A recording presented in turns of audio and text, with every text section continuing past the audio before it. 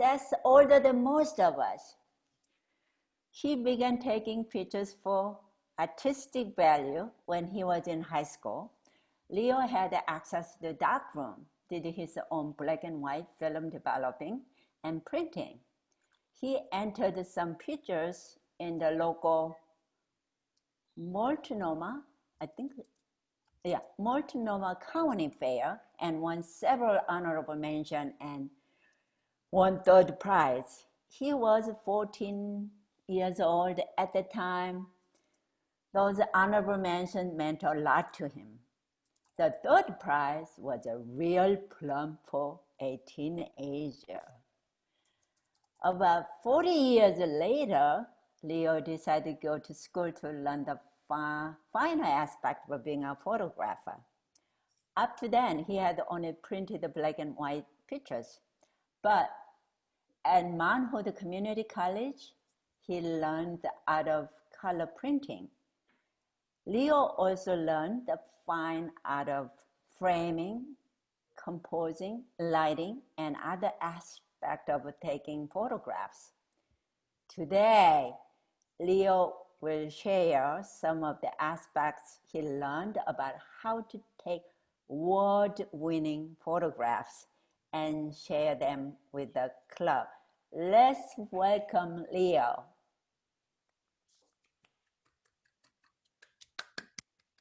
Madam Toastmaster, fellow Toastmasters, and welcome guests.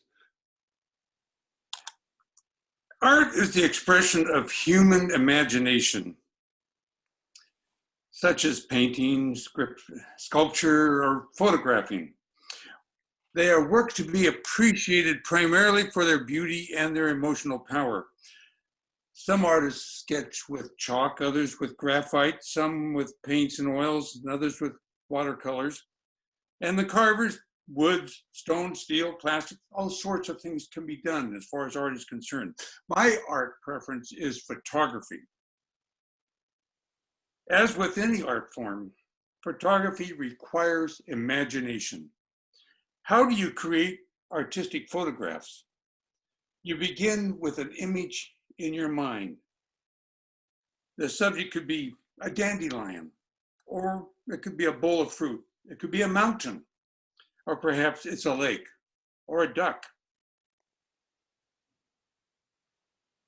And so I'm going to show you some pictures throughout this speech, just to give you an idea of what it's like. So Highlights and Shadows is the title of my speech. I'm hoping people can see this on the screen. Not yet, we don't see anything yet. Okay, I went to share a screen. And I'm hoping, okay. There we go. Okay, thank you. Thank you very much. Okay, so now we are into Highlights and Shadows. And the reason I'm hesitating, because that's not the, okay. I've taken photographs for many years, and I want to share with you some of the experiences I've learned through taking pictures. I'm going to start with a picture that maybe are familiar with some of the people in this particular picture, but notice the background's in out of focus, but the subjects are good light and good or in focus. The key to photography is to paint a picture before you even take the picture, before you press the shutter or click the button on your cell phone. And so what do you look at before you take a picture? Well, there are 5 steps I'm going to talk about in this speech. One is composition, then there's lighting, there's focus, there's framing, there's highlights and shadows. All of those are important. Is this still on the screen? I have to ask because I switched a little bit. You're on the Highlights and Shadows page right now. Thank you. Okay, so now we are going to go through each of these in a very brief moment. Composition. Composition is how do you put your picture together? And it means, what do I want to have in the picture? Now, the first word of advice I want to give to you is that when you take a picture, imagine it hanging on the wall in your living room, or perhaps It's in an art gallery. Photoshop will work to maybe make that picture better, but take it right the first time, and then you won't have to worry about that. The picture that I'm going to show you for composition is this one of a scene I took in Costa Rica, which you notice in the foreground is some palm trees, and you can see people in the foreground. And then in the center of the picture, you see a sailboat going across the setting sun. That's the focus, but the composition is to let you know where you're at, but you can still see what's important in the picture. Remember to compose your picture before you click that button.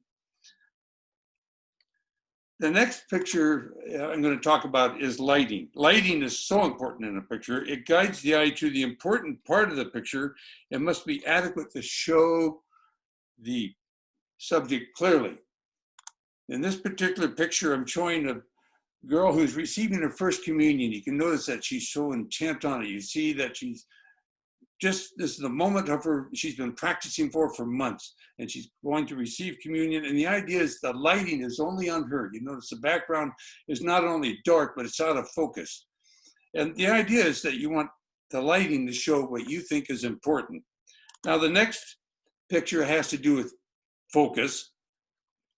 And the particular picture here that I chose is a woman who's traveling on a zip line. Now, she happens to be in the jungles of Costa Rica, but the idea is you see the look on her face and the hands tightly gripping the cable and the strap. She doesn't want to fall off. She's coming into a change station. She will go to another zip line. But the idea is you see action here, but you also see the focus. And this is something important that you want to show in a picture. Framing, you want to frame your picture. This is where you want to put it on your wall in the living room. What's it going to look like? You want to make sure that it's something that you are proud of. This particular picture is framed in a sense because I've got the trees in the foreground, which can't be seen, and probably you don't notice and you aren't supposed to notice. There's a chair on the ground. But what you do get focused on is the light on the water, and that draws you into the clouds that are kind of hovering over the mountains in the background. This is framed because all you see is the light and the mountains in the background. And it's something that draws your eye to what is important in the picture and gives you a sense of serenity. Highlights and shadows, the last category. What do you do for highlights and shadows? You want to make sure your picture is clear and something is focused and it's something you want to see. Here, the trees in the foreground are not important. They are in focus, but they are not the important part of the picture. What draws your eye to this picture is the highlights of the clouds, the colors of them. This happens to be sunset where I live, and it just was a beautiful picture. But the idea is you see something that is very, very pretty and it's framed just right. Let's go through these 5 steps very quickly. We have composition, lighting, focus, framing, highlights, and shadows. Those 5 steps are a start to getting you to where you want on a picture. Remember that a picture is no more than highlights and shadows. If you want good pictures, use them wisely. Madam Toastmaster.